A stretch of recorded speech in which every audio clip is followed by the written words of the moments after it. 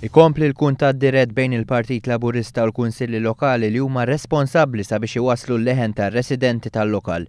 Il-President tas-sessjoni Kunsilliera Mario Fafa indirizza din il-laqa fejn tkellem dwar ix-xogħol ta' konsultazzjoni li qed isir sabiex ta' Ġunju li ġej joħorġu proposti konkreta.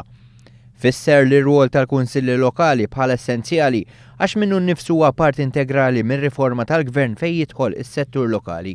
F'din il-laqa spikkaw id-diskussjonijiet fuq ir-riforma tal-infurzar lokali b'mod speċjali fejn jidħlu l-gwardjani lokali.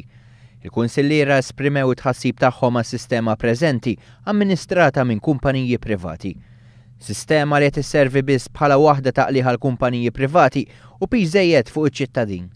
Kien hawnhekk l-intervjena segretarju parlamentari responsabbli mill-Kunsilli Lokali, Jose Herrera, li fisser kif ir-riforma se tkun qed tħalli aktar flus fil-kunsilli lokali.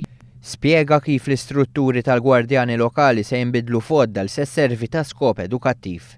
Is-segretarju parlamentari qal li l-ikbar persentaġġ li se jidħol mill-multi se jmur ant il-kunsilli lokali biex bekk ikunu jistgħu jintużaw għal xogħlijiet fil-lokal. Min-naħa tiegħu id-deputat mexxej għall-affarijiet tal-Partit Laburista Tony Abela sostna li għandu jsir aktar sforz kollettiv bejn kunsilliera Laburisti u Nazzjonalisti sabiex verament jinkiseb riżultat pożittiv li minnu jgawdu r-residenti tal-lokal.